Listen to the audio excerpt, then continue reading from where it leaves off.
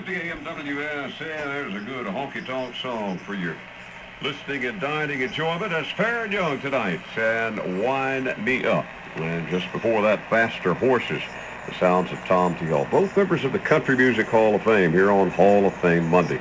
I'm Eddie Stubbs, and it's now 9:14, joined tonight by Tim Ryan from our WSM family. Tim, you were mentioning earlier that you were on the air on Saturday night, what was officially Sunday morning at WSM, following the conclusion of the Ernest Tubb Midnight Jamboree. This water, this rain that came in real quick and in a hurry. I was listening to firemen on television earlier today, and they were talking about how at one point yesterday the water level was like knee-high, and then within 30 minutes' time, it was waist-high. I mean, and that's a lot. That's a very quick thing. What was the vibe like Saturday night, officially Sunday morning? Well, I was hearing a lot of rumblings of thunder, and you'd see kind of the lightning, and I would go outside to kind of see how the sky was looking, and I got to be honest, the sky was looking kind of evil. If the sky can look evil, it was looking evil. It was looking black and kind of a red, and you could just see disturbance going on in the atmosphere. But my biggest fear at the time was, tornado or maybe a severe thunderstorm was going to come in and wreak a little bit of havoc for a little while. There was really no indication that you were going to have storm after storm dumping all this rain. But right before I got on out of there, before Cowboy Church started, I noticed that on the Doppler radar, I mean, there wasn't just one storm that was moving in or a couple. You had just this continuing line of storms that was not going to let up for the entire day, that was coming on down from the south right on up. And when I got out of there, the feeling, you ever had one of those feelings like something really bad is about to happen? And I couldn't put my finger on it, but I just had this feeling something really bad was about to kind of go down. And unfortunately, I was right. As soon as the second I got home, that's when all the weather radios started going off, and all the tornado sirens going off, and all the emergency messages started flashing on the TV. And surely enough, by that night, half the city's underwater. So I'm glad I had that kind of those instincts. But on the other hand, I don't like to see them pay off like they did. Well, we'd already gotten a lot of rain on Saturday proper. Mm-hmm. There was a lot of rain that came through on Saturday, and the total rainfall, depending upon where you live in Nashville, like 13 to as much as 15 inches. And all this rain falling, there's only, the drain system, the sewer systems, they can only accommodate so much. And, that's when you get into flooding, and you've got the rain coming down further quickly.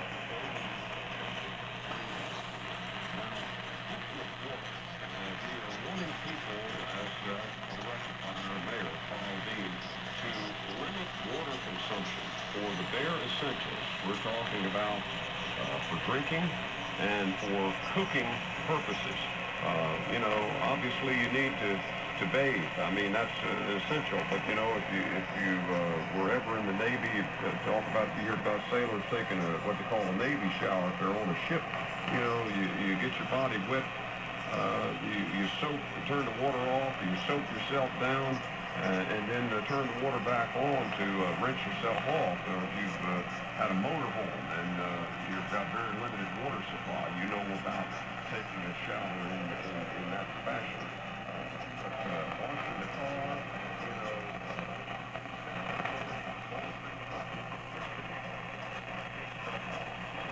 your car, you have to be laundry, I understand.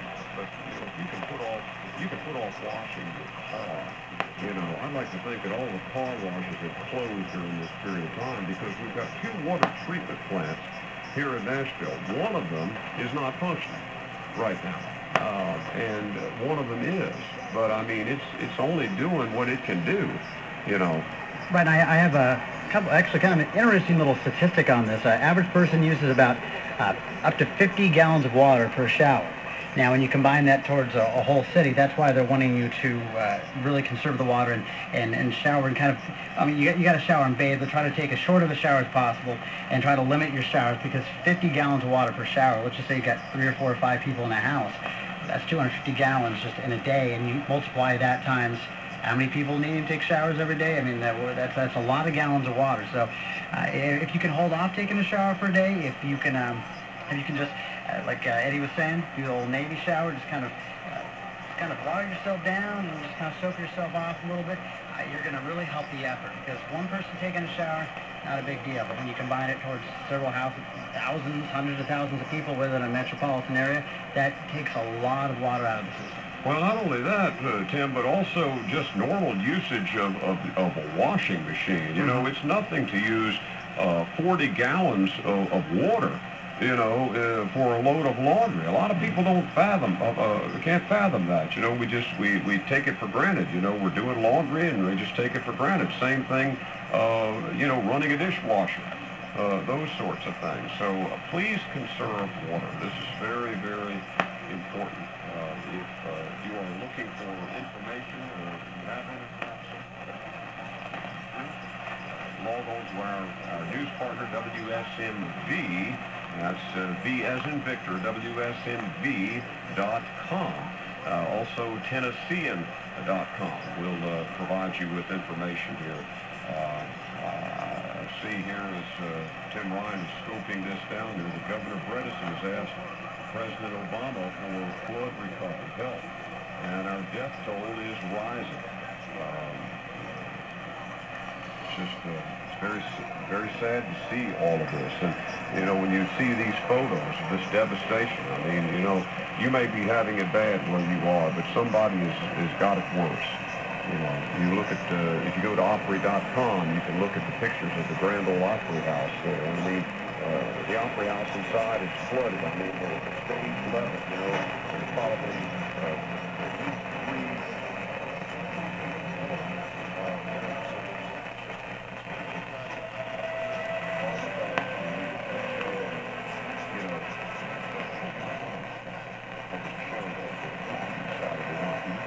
Speaking of the Opry, the Tuesday night Opry will go on tomorrow night. That will take place from one of the Opry's former homes down at the War Memorial Auditorium. Friday, actually make that Thursday, Friday, and Saturday, the Opry will emanate from the Ryman Auditorium. Now, we have had some road closures. You know, Tim and I were talking off mic about our trucker friends, and we have a lot of truckers that listen to us at night. Tim, what do you know about the interstate road closures there? Well, right now, as far as the roads in and out of Nashville, they tend to be okay. I mean, if you're coming in like Riley Parkway and McGavock, we were discussing earlier, that's closed off. You have a lot of kind of pissing pockets. I mean, there's just so many road closures right now. There's just this. What about interstates, though, for the people who have to get through, the people that are making their living trucking and things? I mean, yesterday, Interstate 40 was shut down, you know, west of the city. Sure. You know, out in the Bellevue area, which is one of the hardest hit of our general community. Right now, coming into Nashville, you're going to be okay. I'm trying to get this. We're trying to get these pages updated. I'm sure there's a lot of people also checking out these web pages, and they're causing a lot of traffic and kind of causing a slowdown. I'm going to actually, I'll have all that. I'll have a complete wrap-up of what's open, what's closed, and kind of the alert zones coming up here in a little bit as soon as this page updates, and I throw a couple things out. Well, we're moving as quickly as we can.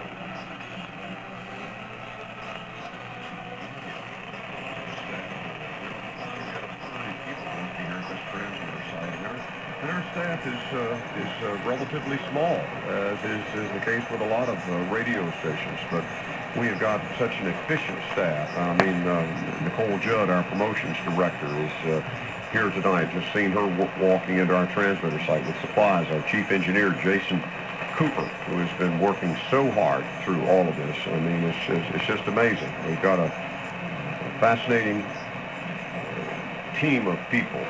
Joe Lamarty, our operations manager, and Chris Kulik, our general manager. We've got a great team, and of course, these names that I mentioned, they're mostly behind-the-scenes people that you don't get to see and hear enough about. But, you know, it's one thing for the front-line people that you hear behind these microphones, but it takes a team to make all this happen. And we have to thank those who are working so hard for us here.